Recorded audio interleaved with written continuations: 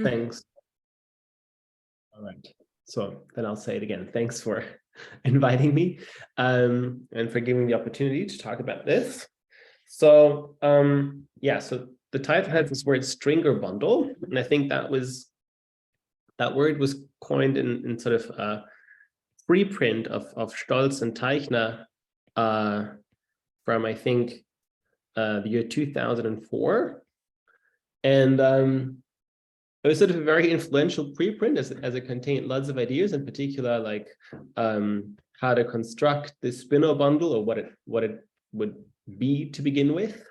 But so it has remained a preprint to this day because of several things that sort of, I guess were problematic with what they were trying to do and that couldn't really be solved so far.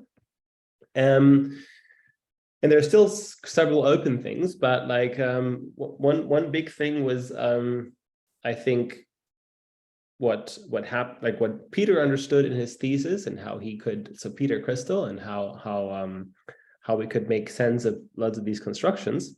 And so what are the problems here? So this is sort of a Venn diagram of people who understand higher differential geometry, and there's a Venn and people who understand von Neumann algebras, and sort of the like, okay, they're probably not entirely disjoint, but like pretty much disjoint. And so I guess what Peter did was like he sort of, in his thesis, he made the intersection a little bigger, and at least we were sort of partially in that intersection enough, at least, to understand, how this construction should work, and that was really sort of the big step that at least let me get started on the thing. Okay, so so the plan of the talk is to sort of present the construction that Peter presented from a slightly different angle, and to connect a little bit to like ordinary spin structures on finite dimensional manifolds to begin with. So let's start sort of as a warm-up to say, remind ourselves what spin structures on a finite dimensional manifold are, but I will not say spin structure because that's sort of the wrong analogy, at least to start with, because to some extent these loop space spin structures are more analogous to spin C structures on an ordinary manifold. So because I mean, as seen in Peter's talk, so it relates to the basic central extension of the loop group, and that's an extension by U1 and not by Z2. So that sort of makes it more analogous to spin C structures. So I'll assume throughout that my manifold has even dimension. That makes it, I mean, it's not necessary, you can make it work otherwise, but like it makes it a little bit easier to talk about it. And then what one possible definition of a spin C structure is. So one way to say this is the following: it's a bundle of graded irreducible Clifford TM modules. Okay, so what do these words mean? So you can form the bundle of Clifford algebras by applying this Clifford algebra construction to each tangent space, and then you get a bundle of Z2 graded algebras. And so now a bundle of graded irreducible modules is just a vector bundle, such that each fiber has a module structure for this Clifford algebra, which of course should vary smoothly. And it's supposed to be graded, so Z2 graded bundle, and the action should be graded, and it should be irreducible, so fiber-wise. So each fiber should be an irreducible module. And that's one way to say what a spin C structure is. So basically that's maybe, as we'll see later, sort of similar to saying it's a lift of this of SO to spin C, which may be the more familiar definition. Okay, so how do we get these modules? right? So let's look at this fiber-wise. So basically the algebraic side, and let's look at V, so a Euclidean vector space. And so what, so basically, yeah, so there are two things you can think about this. So either you can pass the complexification and then you get a complex vector space with a real structure, or that's what you start with, and then you always have real subspace there. So I think both perspectives sort of appeared.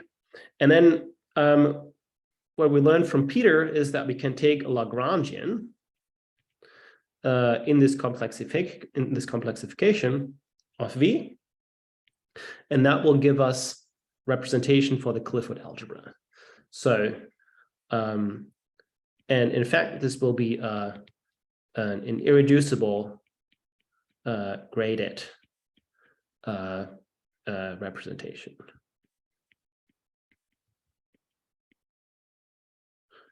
So the construction goes: you take a Lagrangian and you send it to this Fock space representation. So the Fock space, which is just the exterior algebra of L, and the representation will be pi L, I'll denote it by pi L, going from the Clifford algebra of V to the space of linear operators on FL. So the Clifford algebra acts on this FL. So remember, so a Lagrangian was a complex subspace such that the complex conjugate of L is the same thing as the orthogonal complement. And that's one reason why I assumed M to be even dimensional from the start, because otherwise these things don't exist, right? I mean, L is going to be half dimensional of your vector space, and the Lagrangian only exists if your vector space is even dimensional. Okay, and these representations go as we saw in Peter's talk. Basically, you know what elements of L do that lie inside the Clifford algebra. They act by wedging, and elements of L bar act by the adjoint of wedging, and then this generates the Clifford algebra, and so you just have to check that all the relations are satisfied, and that's true in this case. So, and so this space here, I want to call J of V going forward. Okay, so that's the space. If I have a vector space, then this J of V is the space of Lagrangian in the complexification of this vector space. And so now what we can do is we can lift this to the manifold, right? So now this was sort of the fiber-wise story, and now we want to make this, we want to globalize. So let's look at at this bundle J of Tm, which is just the fiber bundle of with fibers, the space of complex structures in this complexified fiber. Okay, so one way now, very naive way to get such a module bundle is to say, okay, I want just a section of this fiber bundle, right? So the sort of the possibility A is that this fiber bundle admits a section, which I'll just call L. So sort of P goes to L of P, and then then I can, or then we can construct a module bundle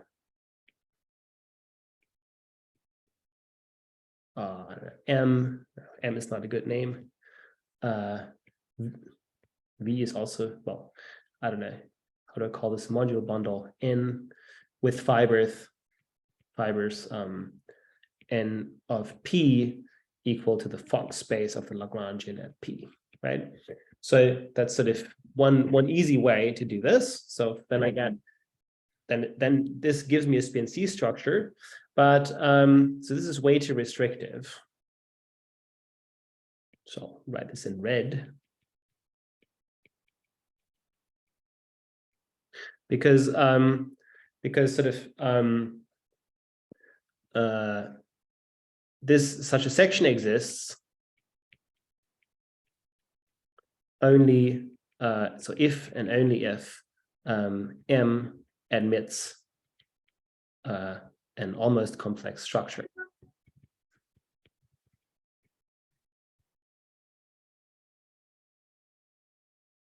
So why is that? Because so what you can do is, if you have a Lagrangian L,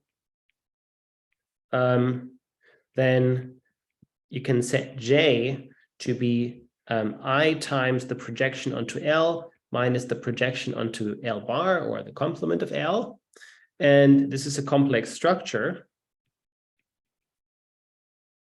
And it's actually a complex structure such that J bar is equal to J. In other words, it commutes with the real structure, and so it restricts to a complex structure on the vector space. So it's such a section of this bundle is the same thing as a fiber-wise complex structure in the bundle Tm.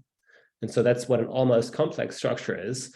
And of course, so these usually don't exist, right? So, or often don't exist. For example, S2K admits one if and only if K is either, well, I want to say what 2K is. So 2K is either 2 or 6, right? Oopsie. Only the 2-sphere and the 6-sphere admit almost complex structures. And so that would not be good, right? So that's way too restrictive. So we want to do better. That's basically what we've seen in Conrad's talk, that you probably know. That's so the procedure how to deal with things like that. So basically, you choose open covers. So let's say we have an open cover consisting of sets U alpha. So this is an open cover over which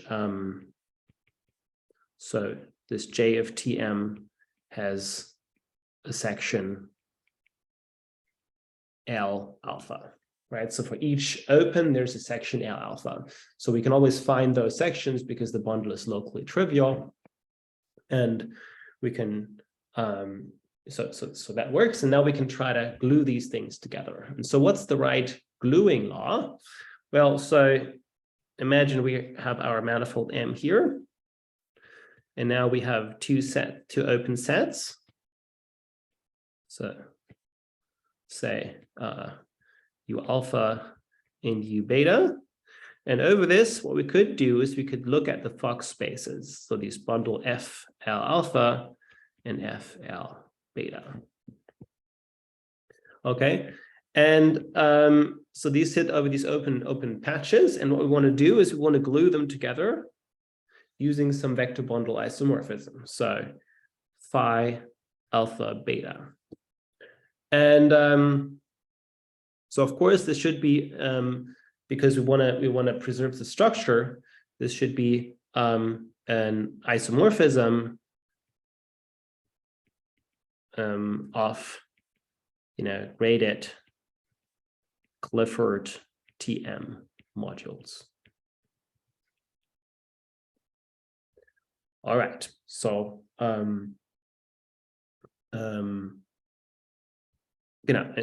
so that's sort of what we want to have. So we're looking for these data, these phi alpha beta, that allow us to glue these locally defined vector bundles together to a globally defined one. And of course, they have to satisfy a certain co-cycle condition, right? And the co-cycle condition is that if I have three triple overlaps, then I want phi beta gamma composed with phi alpha beta to be just phi alpha gamma. Okay, so that's sort of that's what I want. Maybe I should write that. So this is sort of the data that I would like to have. And the question is, when does that exist, right?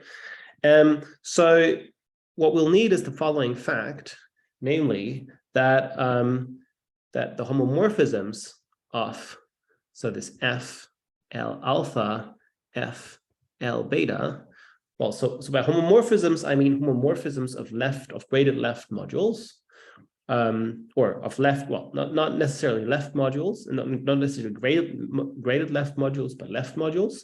And that is a complex line. And that's sort of Schur's lemma kind of thing, where because these are all irreducible representations, and so they only have U1 many automorphisms because it's all over the complex numbers. And so this line I will call the Pfaffian, or it's usually called the Pfaffian of L alpha and L beta. So it's called the Pfaffian line.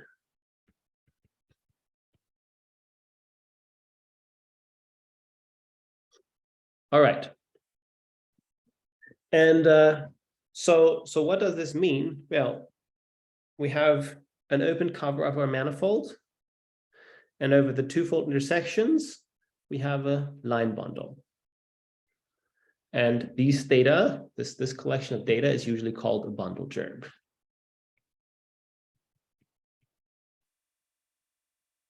Which I will call G, U, like the open cover that I choose. And of course, it also depends on these L alphas that I also chose. Okay, so that's sort of the bundled gerb, and so to maybe visualize this a little bit, we can do the following. So I'll always sort of write bundle gerbs as follows, namely, so there's the manifold here, and then there's or maybe quite generally for any bundle gerb, I'll do that. So then there's some space Y, which is the cover, and then I have these iterated fiber products that also draw sort of going off to the side. And so then a bundle gerb consists of a line bundle of this twofold fiber product, and then there's a bundle gerb multiplication of the triple fiber product, and then there's no more data over the fourfold overlaps, but there's an associativity condition.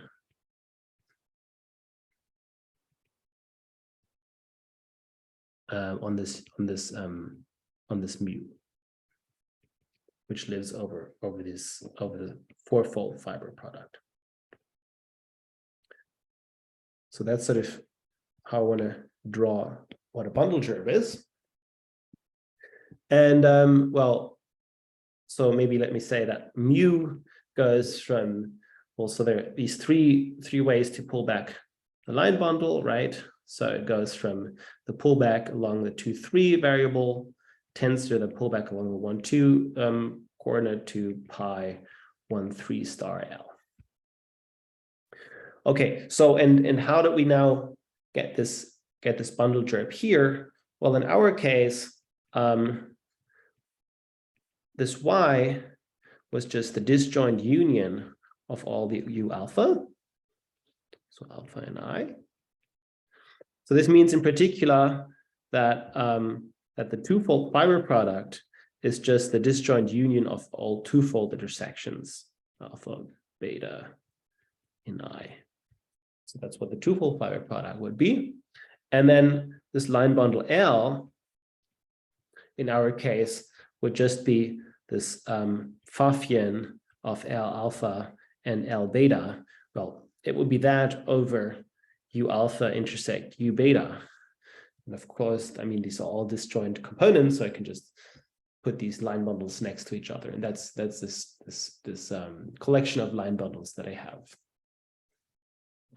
Okay, so this is a bundle gerb that I sort of get on my manifold. So what does this bundle gerb mean? Well, it sort of gives me the obstruction against finding such a bundle of minimal left modules. So I have a bird in my room. That's my clock that makes a sound every full hour. Okay. All right.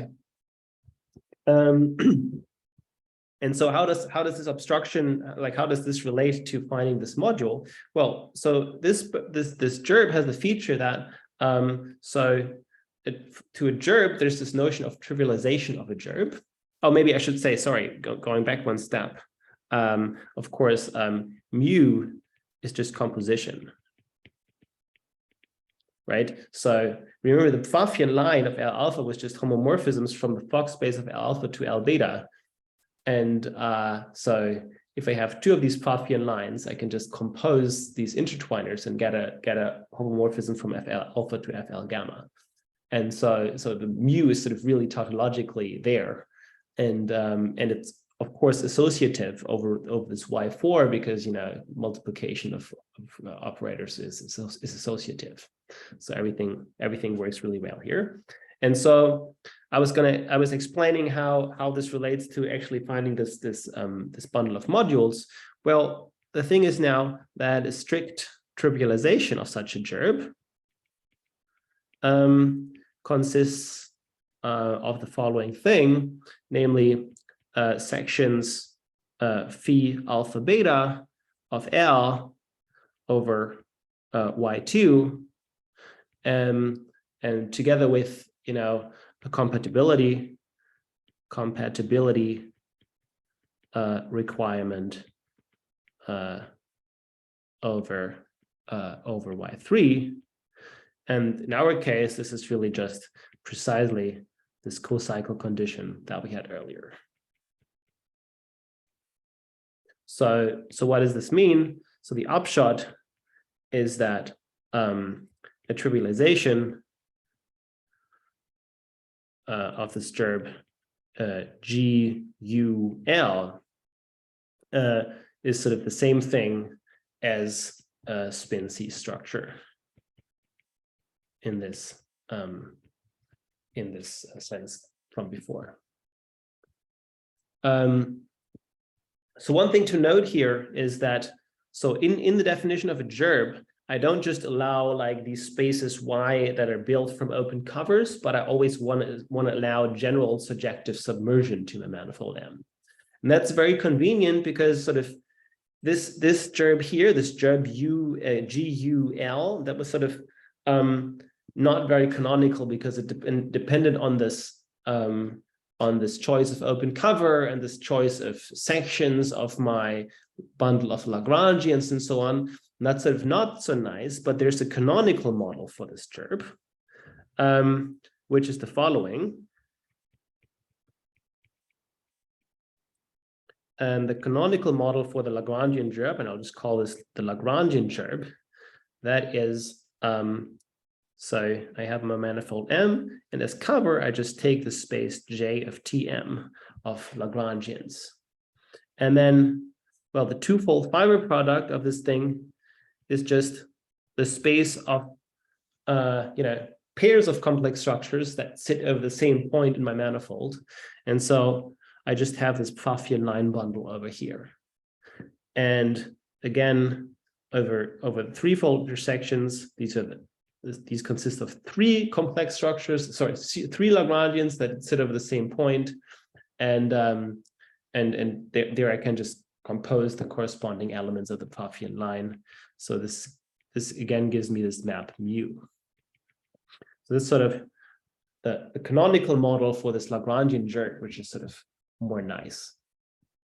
And now to connect this to the usual notion of spin structure, there's this lemma, which says that, well, this gerb, so at least if M is oriented, then this gerb G log is isomorphic to the spin lifting gerb. So there's an obstruction gerb that sort of measures the obstruction to lift the structure group from SOD to spin D of my manifold. And well, one way to say what this is okay, this gerb is best described if you just take the frame bundle over M as your cover. So again, this is a general surjective submersion that's not an open cover. And so the twofold fiber product of the frame bundle has this difference map to SOD, because like two different frames differ by a unique element of the group. So they all these frames lie at the same point, right? And SOD has this U1 extension spin C, right? And so I can just pull this back to a line bundle over here, and that sort of is the defining line bundle for this spin lifting gerb. And then there's also a multiplication map over the threefold fiber product that basically comes from the group multiplication in spin C. And so the statement is that these two bundled gerbs are canonically isomorphic. It's not too hard if you know a little bit of spin geometry and description of the spin group. You can do it as an exercise, I guess. But so you can just construct what is called a strict isomorphism of bundle gerbs, which goes along just so notice. So this is maybe a hint. So there's a map going from the frame bundle of M to this map J of Tm, which just goes by sending any frame to, well, G applied to some Lagrangian L naught, where L naught in CD is some fixed Lagrangian. So basically the idea is you fix just some Lagrangian once and for all, and then it gives you this map that sort of taking a frame allows you to move that Lagrangian from this model space to the fiber of, so to each fiber Tm, or the complexification of Tm, and that gives you this map, and then basically you can construct this isomorphism along this map. Okay, so that's sort of that's the idea. So maybe one thing that follows from this is that so these gerbs have this defining 3 class, which is this Dix-Muir-Duadi class, and in this case we know the Dix-Muir-Duadi class of this thing, namely it's precisely the obstruction class for the spin 3 structure, and it's well known that this is the third integral Stiefel-Whitney class of M, which sits in H3 of MZ. So that's just the image of W2 under the Bockstein. So this torsion class that is the obstruction for a spin C structure to exist. All right, so that's sort of the classical story. Maybe I spent a little too much time here, but I think it's good to really have this in mind and to see that the loop space version is very analogous. So I think we can go through the loop space version rather quickly now, because everything sort of adapts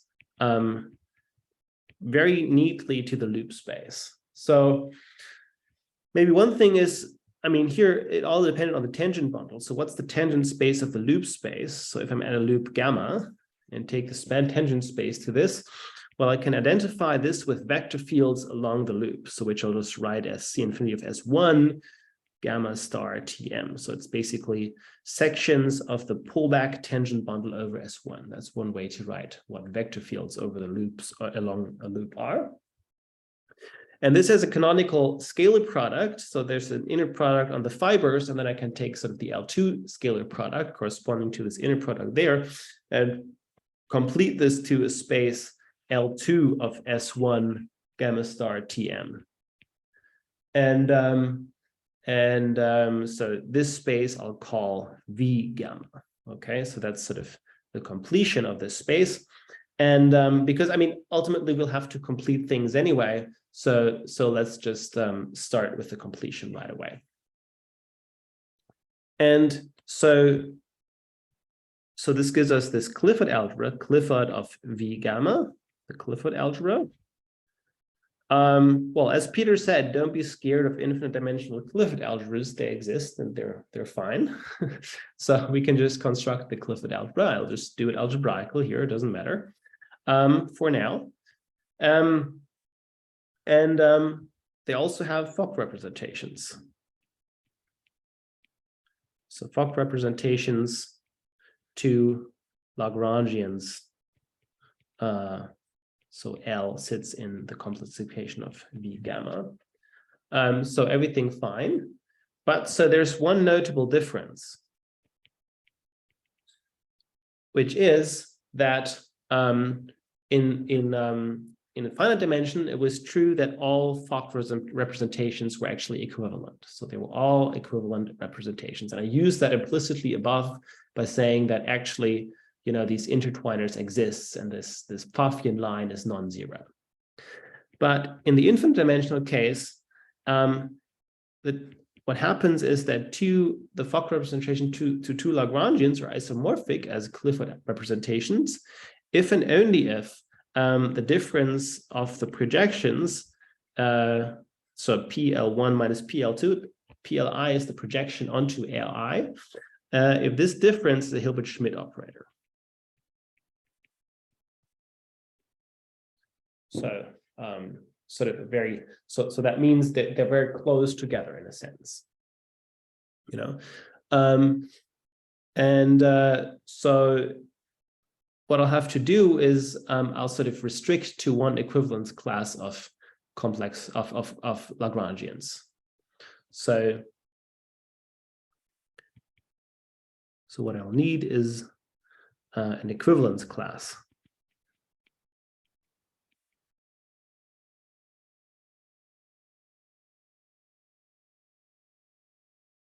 So this is a little tricky.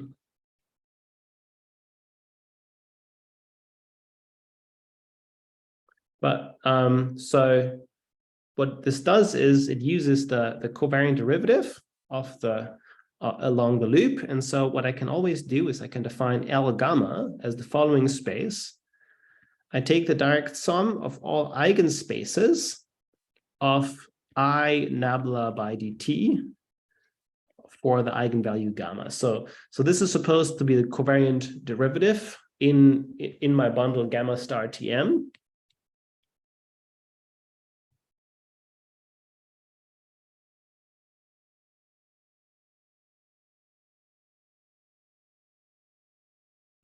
And I look at the eigenspace, so I put an I here so that's self-adjoint, and I look at all eigenspaces to eigenvalues that are less than 0. And then I take the closure, the L2 closure of this thing to get a closed subspace. That's going to be a closed subspace of V gamma, of the complexification of V gamma. Okay, so that's what I can always do. Problem here, it's not really a Lagrangian because the orthogonal complement, or the complex conjugation of this will be the space, so the direct sum of eigenspaces to eigenvalues with positive eigenvalue. So really, if I take L gamma plus L gamma bar, so they're going to be disjoint and they're going to be it's going to be a direct sum, but they will have a complement. Maybe it will be the kernel of I del by dt. So there's sort of this finite dimensional space that's left. And now what solves this is this fact that if the dimension of M is so even, then the kernel of I nabla by dt is even dimensional.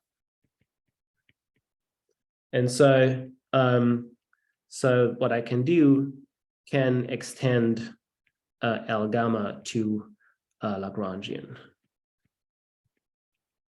You know, I just pick a Lagrangian in this kernel and take the direct sum, and then I'll get an actual Lagrangian. And so this leads to the bundle J of maybe J of Lm, which is consists of L subset V gamma, such that the projection onto L minus the projection on L onto L gamma is Hilbert-Schmidt. So of course, this is a finite dimensional space. So no matter what Lagrangian in there I pick to complement this one, I'll always get like an equivalent one, right? And I'm only interested in picking an equivalence class. So the point here is that this family L gamma will jump in general because like there may be eigenvalues crossing 0 and it will be badly behaved. But as an equivalence class, it's very nice and depends sort of smoothly. And that gives me a bundle or fiber bundle over Lm. And so I can just define so the Lagrangian gerb on the loop space in the same way. So I have this the loop space and this bundle J of Lm,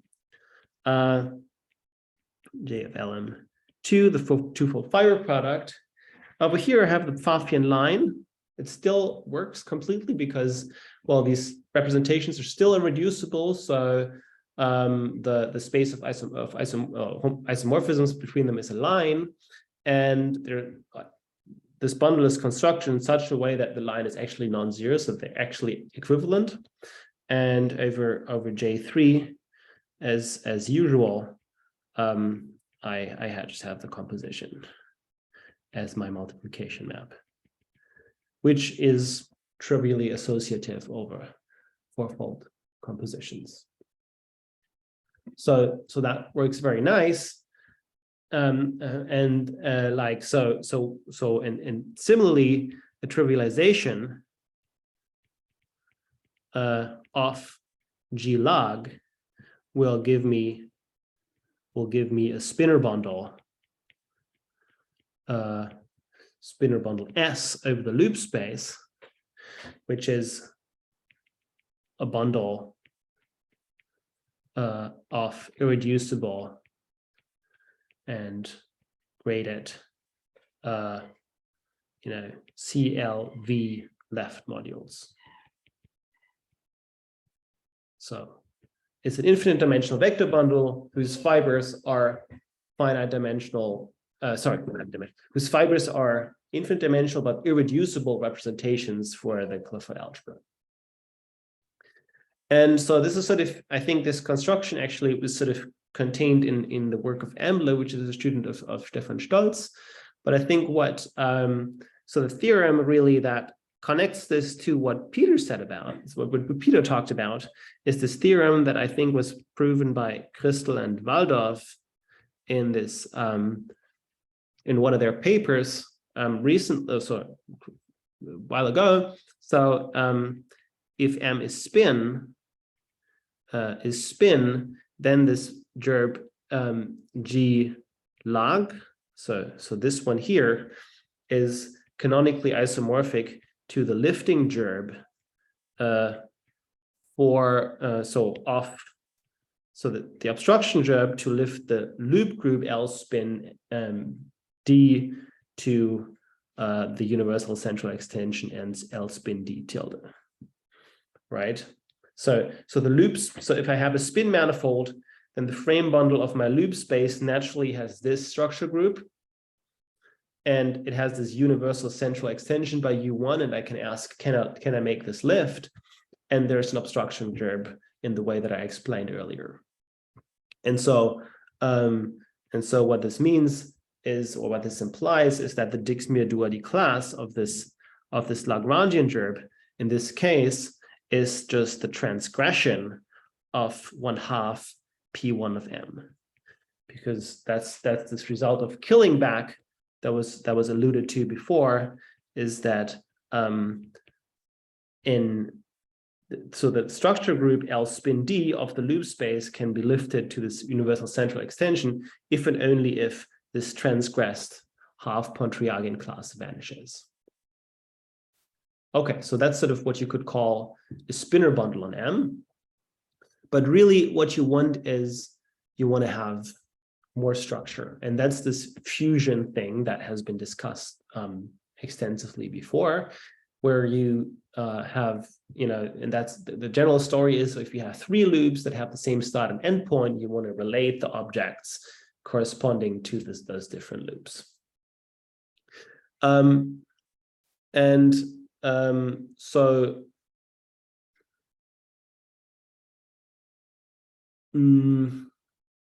Okay, so let me go on to talk about fusion. So there are two ways to talk about this. The first thing is, okay, what I really want from my loop space spinor bundle is that it comes from something on M, because only then it will relate to the geometry of my manifold, say. So that's one way to argue. Another way is to wonder, okay, there's this condition on the transgression of the 1/2 Pontrjagin class, but what can I say about this loop space spinor bundle to actually conclude that the 1/2 Pontrjagin class itself vanishes, right? Because it's a general story that, you know, the transgression of 1/2 P1 may vanish, but 1/2 P1 itself might not. Okay, so how does this fusion work for the loop space? So if I have two loops, gamma 1 and gamma 2, and there are loops from loops in, sorry, there are paths in M, and I want them to have the same start and end point. So gamma 1 of 0 is the same as gamma 2 of 0, and gamma 1 of pi is equal to gamma 2 of pi. Then I can define sort of this cup of them, which is, so this is gamma 1, this is gamma 2, and the cap is this thing going back and forth. So explicitly, it's gamma 1 of t for t in 0 pi, and gamma 2 of t, gamma 2 of 2 pi minus t for t in pi 2 pi. And so what happens now is that if I choose a Lagrangian L in the space of Lagrangians at, so Lm, so at my loop gamma 1 cap gamma 2, so I choose a Lagrangian lying over this loop, then this Fock space FL is a left Clifford H, sorry, not H, V gamma 1 cap gamma 2 bimodule. But now there's this yoga that you can do because the vector space splits as a direct sum. You can say, okay, this thing here is actually isomorphic to Clifford V gamma 1 times Clifford V, so I want to do it the other way around. So op. So there's this sort of complex conjugation comes in at some point that I don't want to talk about here, but V gamma I is just L2 of the interval 0 pi with values in gamma I star Tm. That's sort of the Clifford, sorry, the Hilbert space of the halves, Hilbert space corresponding to this half loop. And so I can split this algebra up in this way. And so now I can move this op action from the left to the right. And so equivalently, FL is a Clifford V gamma 2, Clifford V gamma 1 bimodule. Okay, so that's sort of a general observation. And so what I get is a vector bundle on this path space. So Tm maybe. Okay, these are path gamma from 0 pi to m. Okay, so this brings me to the notion of two vector bundles. So because what Peter said, okay, we have this bimodule and we want to tensor them over middle algebras. So what is a two vector bundle? A two vector bundle is something very similar to a gerb, to bundle gerb. And it will look as follows. So I have a manifold M, then I have some cover Y, and of the twofold fiber products, so I have this simplicial set here. And then over Y itself, I have A, which would be an algebra bundle.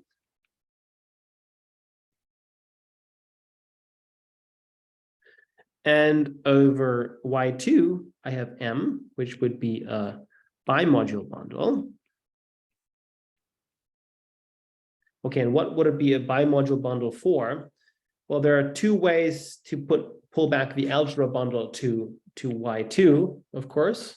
And I want it to be a bimodule bundle for these two algebra bundles on Y2.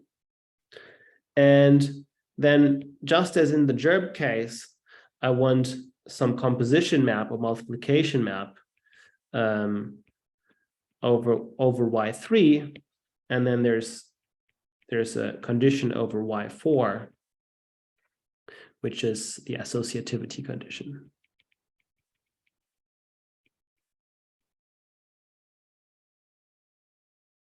Over Y4. And so the cool thing here is that this generalizes both algebra bundles and bundle gerbs, right? So to get a bundle gerb, what you do is you just take A to be the trivial algebra bundle. So this bimodule necessarily needs to be an invertible bimodule. That's something that turns out. So one that is invertible with respect to the tensor product, and an invertible CC bimodule is just a complex line, right? So really what you get, if you plug A to be the trivial algebra bundle, you'll get a complex line bundle here, and then a composition map for those, and this is just the definition of a bundle gerb.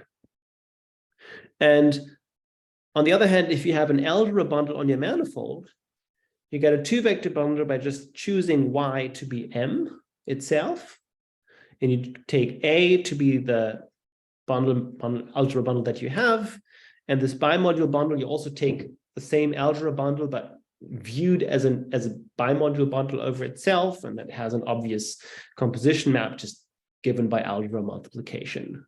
And so this generalizes both bundle gerbs and algebra bundles.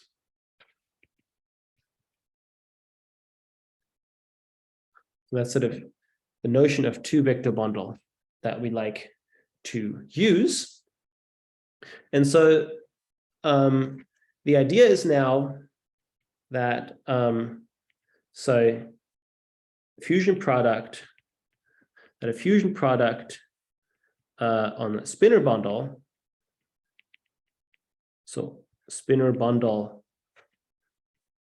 on LM should allow to regress to a two-vector bundle on the manifold itself. So what would this two-vector bundle look like? So it would be this would be called the Stringor bundle. Okay, so what does the Stringor bundle look like? So first it's an attempt because it will be a little bit incomplete. Okay, so here we'd have your manifold M, and as you cover, you just take the space of based paths. So you choose one base point in M fixed, and so this is the space of paths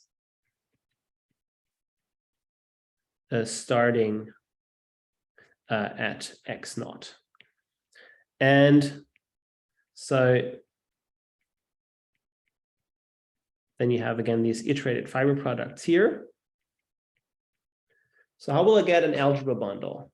Well, so here I have this Clifford algebra bundle, right? So I have this bundle of Hilbert spaces over this, which are just the L2 spaces of paths over these intervals.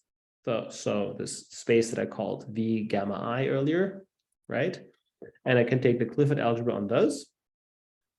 And then as we've seen, the Fock spaces are going to be the Clifford gamma 1, gamma 2 bimodule, and that will descend to the spinor bundle. So of course, what I need to assume we have a spinor bundle. So S on LM. So in other words, what this at least requires is that tau 1/2 of P1 of M is 0. So this transgression is 0. But so I also want that I have a choice of spinor bundle like this. And then I can just put S here, because this is, you know, so this is really the space of loops, because if two paths end by the same, and at the same endpoint, they'll form a loop, and I can put the spinor bundle here. And this Clifford algebra is just, you know, sort of by definition, it's a bimodule for these two algebra bundles that I pulled back. But the question is, what will I put here? Right, so what's my product? And now, quite generally, assume that I have sort of almost a two-vector bundle.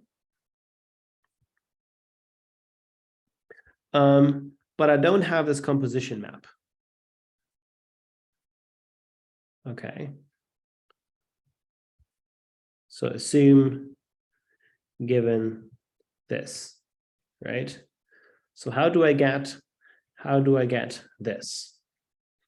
And so what I can do is I can look at so my question is, can I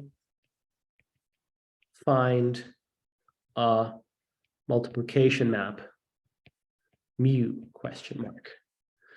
And the answer is, well, if and only if a certain obstruction vanishes. So what is there? There's an obstruction 2 gerb. So okay, so what is it? What is a bundle 2 gerb? So I'll call this gerb the fusion gerb. And maybe I'll call it fuse A and M, because that's the data that I put in. Okay, so what's a bundle 2 gerb quite generally? Well, you can depict it as follows. Again, you choose a cover, and then you have these. I'll just maybe copy this. Then you have this simplicial tower over this again, like that.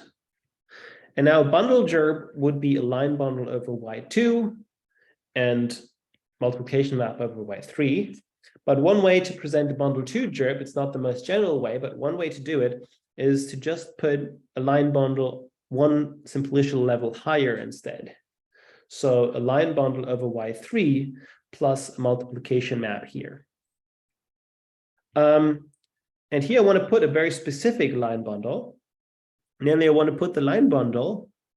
So now given this data to construct this particular 2 gerb, it's Hom of M23 tensored over A2 with M12 to M13. So here, these lower indices are my shortcut notation for the pullback of M. So remember, M lives on Y2. And so to pull back, so there are several ways to pull it back to Y3 along the various projections. And these, these indices indicate which one of these maps I use.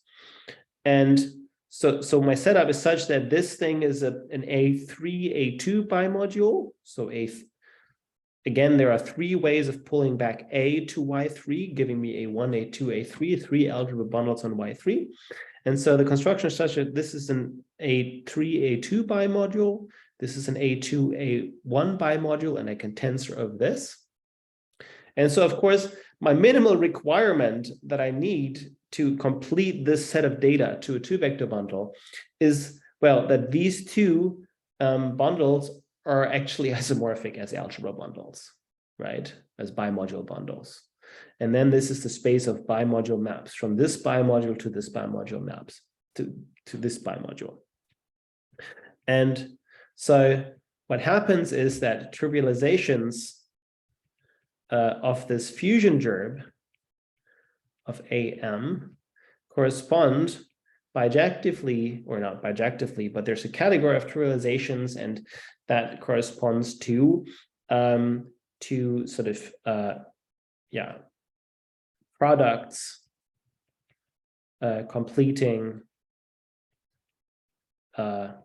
AM to A two-vector bundle.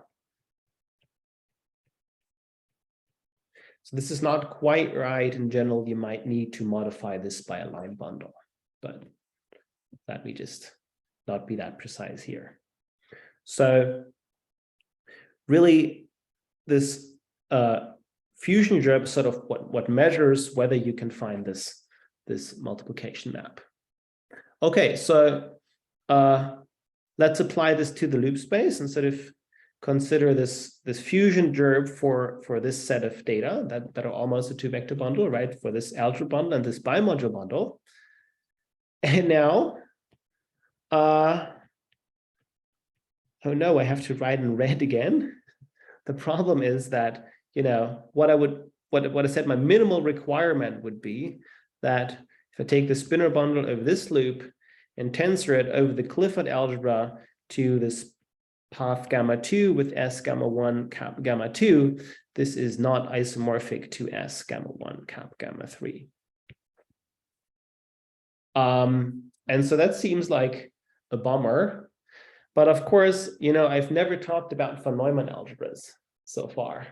So, and that's of course what makes this right. Okay, so here I mean the algebraic Clifford algebra, and that's just too naive to make something like this work.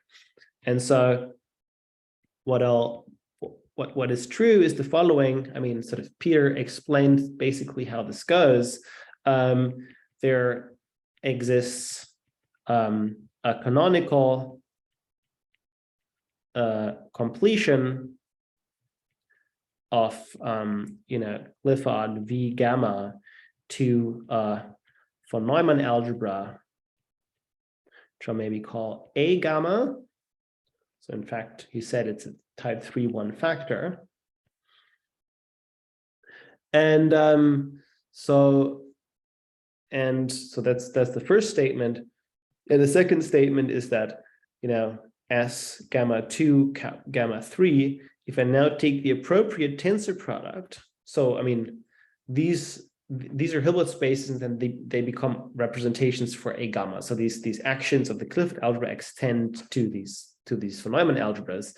And so now I can take this the correct tensor product for Hilbert modules of a von Neumann algebra, which is called the confusion product. And this is actually isomorphic to gamma 1, gamma 3. So this is basically, I mean, this sort of follows from you know, this work of Peter and Conrad. And so now what this does is you can get we can now get a bundle 2 gerb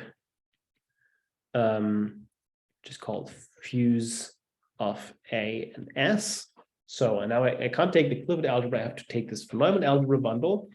And so explicitly this line bundle up here, this Hom bundle now takes this explicit form. So it's homomorphisms of von Neumann algebra bimodules, and they are Fj23 tensored over A2 Fj12 with Fj13. So yeah, maybe I should say here, so I mean, what you do is you take Y to be this J of Lm in here. Sorry. That's not true. I was sort of confused by something I would have complained differently earlier. So of course you take this for the spinor bundle, right? I mean, this is all under the assumption that sort of you have the spinor bundle already and want to complete it to a fusion product.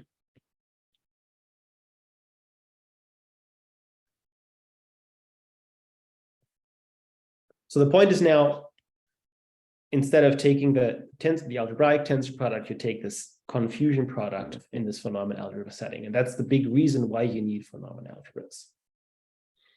Okay, so what did we do? We said, okay, we have the spinor bundle on the loop space, but now we want to descend it to a two-vector bundle. For this, we need the multiplication map, and this is the obstruction. Okay, so we have this obstruction 2 gerb, but how do we know when we can, when is this gerb trivial? When can we find a trivialization to descend this to the manifold? And so there comes the following theorem, and that's the last thing I want to say, which is that so let M satisfy that the transgression of 1/2 P1 of M is 0, so that we can choose a spinor bundle S on Lm, and so then we can form this fusion gerb. And now the statement is that there's a canonical isomorphism in this situation to the to a certain 2 gerb on M, which is sort of well known, which is the Chern, often called the Chern-Simons 2 gerb,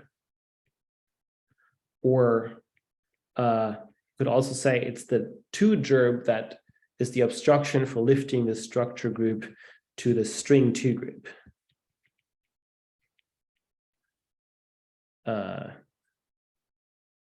Lifting 2 gerb.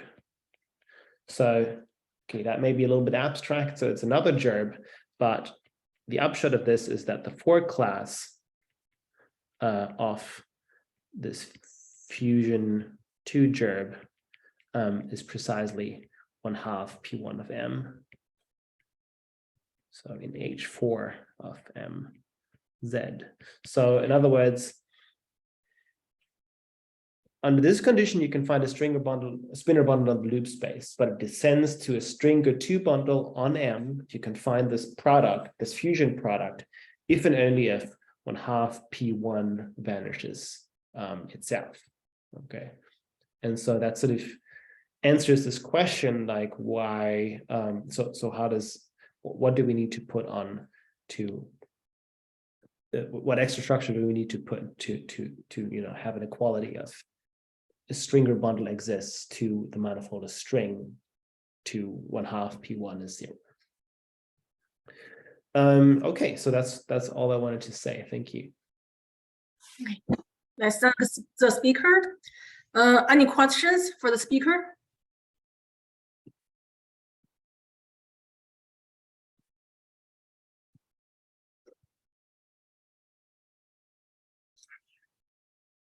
Can I ask a question? So Sure. what do we do with this Stringor bundle now? Do you have some next step in mind? Well, the next step, so this is all topological, right? Or differential topological, if you want, right? So really, what needs to be done now is to understand connections on this beast and to yeah. So there's, I mean, it's already in the preprint of Stolz and Teichner, there's this conformal connection, and so you have to understand parallel transport and things like that. So I think that's the natural next step to actually do higher differential geometry and not higher differential topology. Do you foresee any specific difficulties when you are doing like infinite dimensional type, like infinite dimensional fibers and connections should work with infinite dimensional things? Do you foresee any substantial difficulties in such a setting? Yes, I mean, so it's just very analogous to what happens in finite dimension. So really, if you have a finite dimensional Lie group that's represented on a Hilbert space, right? Then that representation is typically not going to be smooth already, because the group of the Hilbert space doesn't have a smooth structure, and so what you usually have to work with, okay, there are smooth vectors, and you have to work with dense subsets and things like that if you want to talk about connections and things like that. And it's very analogous to what happens here. So this Stringor bundle is connected to a representation of the string 2 group on this hyperfinite type 3 one factor A. And so there's this automorphism 2 group of this thing. And just as the unitary group of the Hilbert space, this automorphism 2 group does not have a smooth structure. It's just a continuous 2 group. Like all the spaces are nice. They're all nice Polish spaces. It's basically the automorphism group of A with the U topology and the unitary group of A with the strong topology. And they're all sort of nice topological groups, but they don't have a smooth structure.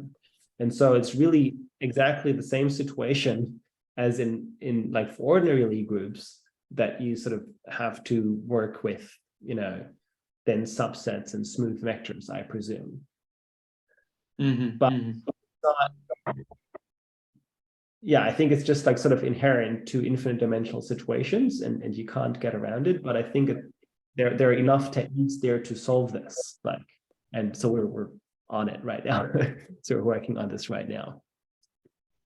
But of course, there's also really other steps which are difficult, or like sort of unclear for now, is really the notion of connections on these 2 vector bundles, for example. And that's one thing that has to clarify just I think in the finite dimensional case first. So that's completely independent from these infinite dimensional questions. So what is a connection on a 2 vector bundle? What's the right notion? And we know a lot about like principal connections on principal 2 bundles and non-abelian bundle gerbs and things like that. And it's not quite clear how these notions translate and how applicable they are to the string geometry setup. Yeah, so that's really what we're trying to figure out right now.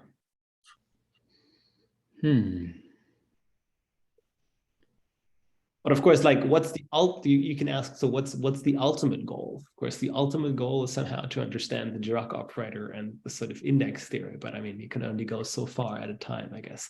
And so in my mind, the next thing to understand is connections and stuff. So you're able to differentiate at least.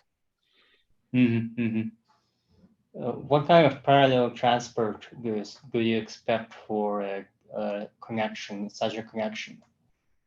Well, I think it should be very analogous to the parallel transport for bundle gerbs, where you can parallel transport over arbitrary surfaces, 2-dimensional surfaces in your manifold. And because like a 2-vector bundle is basically just a souped up bundle gerb in a sense, right? It's I see. But this would be like a fake flat curvature condition or not? Yeah, so that's okay. So that's the expert question. Yeah, so that's really difficult, because like fake flat is apparently bad for the string setting, because like this Stringor, I think for this 2 group, this principal string 2 bundle will only be fake flat if like the underlying manifold is flat, and so that's not good. And so apparently there are these adjustments that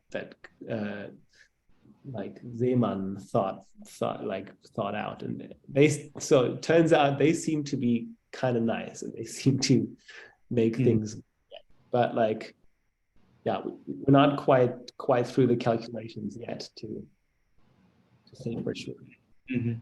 By the way, these adjustments were due to us originally, right? So I think Christian, Christian has been, I mean, we just made an ad hoc construction, and I think what Christian did was to point out a more systematic way of getting them. This is really what we did in the article L infinity connections. I see. Then in the follow-up with Domenico and how's it called? Czech cycle constructions for differential characteristic classes. That's where the case for string is discussed. I see. Thanks for pointing that out. Okay. That was there was a big step back then, because we did start out with this picture originally suggested by John Bias, that the higher connections should all be defined in terms of the parallel transport, and then it was the observation that this doesn't actually give the right notion for the killer application of string bundles due to this fake flatness condition. So then the question was, okay, what is the real conceptual definition of higher connections if it's not the parallel transport? So apparently one has to actually give up on right? Because that's what it means. The fake flatness is actually a necessary condition in order to have the naive version of surface transport. And so apparently you have to give that up. Okay. And so the question was, okay, what is it then? And that was really this, what we try to get at in the L-infinity connection article. I see. Yeah, so what happens somehow is like, so there's like, if you have a two-group representation, right? So there's the way we approach this so far, I'm just sharing thoughts here. So the way we approach this so far is like, if you have a two-group representation, right? And now you have a non-abelian germ for that two-group.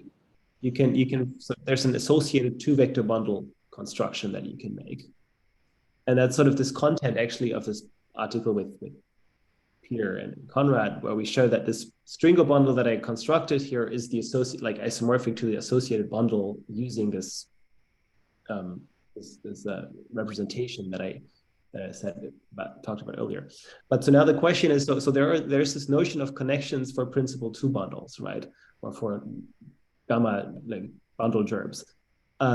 So how does it translate to two-vector bundles using this associated bundle construction, right? The associated bundle construction should give you a connection on a two-vector bundle somehow from a principal bundle connection. And yeah, so that seems to work really well in the fake flatness case. And so yeah, if we have these adjustments in place, then we're not quite sure what happens, and it seems to work out. So I mean, this connection, the definition of connection of this bundle germ is sort of very complicated in a sense, and it seems that like the notion of connection on a two-vector bundle is much easier and sort of boils down to that one in a sense. But yeah, we didn't quite. So we were sort of halfway there of incorporating this adjustment thing. So we don't quite know if it works or not. Okay,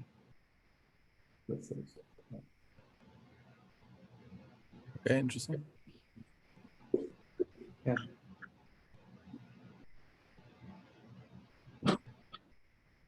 But yeah, so maybe I think once that's in place, I think the infinite dimensional case is not. I mean, there are certain difficulties, but I don't think it's that bad. Ultimately, because like all the groups that you actually care about, the sphere group and so on, they're smooth and they're nice, and so.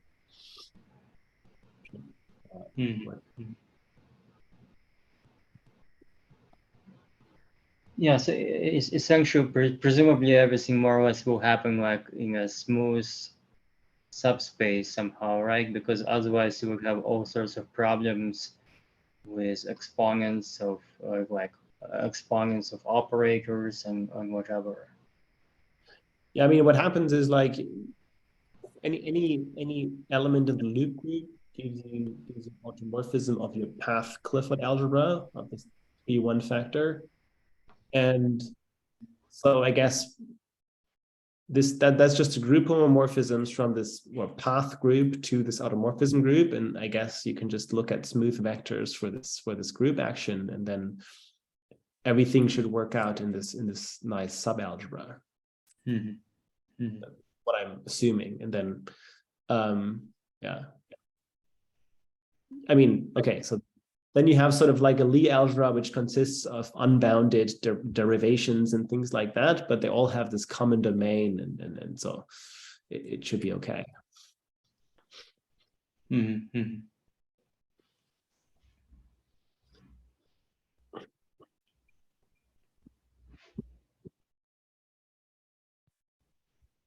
Any other questions for the speaker?